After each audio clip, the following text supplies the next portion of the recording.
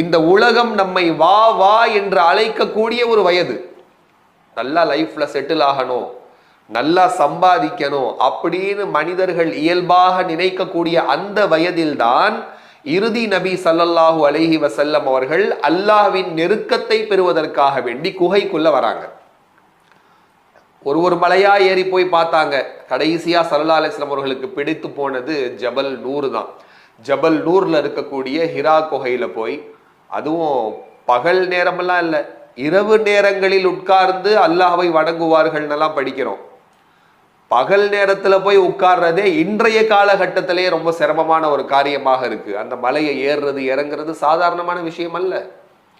ஆனா அந்த மலையில ஏறி போய் உட்கார்ந்து அல்லாஹ்வுடைய இபாதத்துல, அல்லாஹ்வை வணங்குவதில் இரவு நேரங்கள்ல போய் எப்படி இருந்திருப்பாங்க. இன்னைக்கு கூட லைட் இல்லை.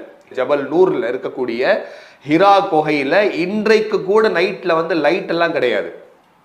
அப்போ 1400 ஆண்டுகளுக்கு முன்னால எந்த நிலை இருந்திருக்கும்னு நம்ம யோசிச்சு பார்க்கணும். ஸல்லல்லாஹு அலைஹி வஸல்லம் அந்த நிலையில இரவுடைய நேரங்கள்ல உட்கார்ந்து அல்லாஹ்வை வணங்குவார்கள் அப்படின்னு நம்ம பார்க்கிறோம்.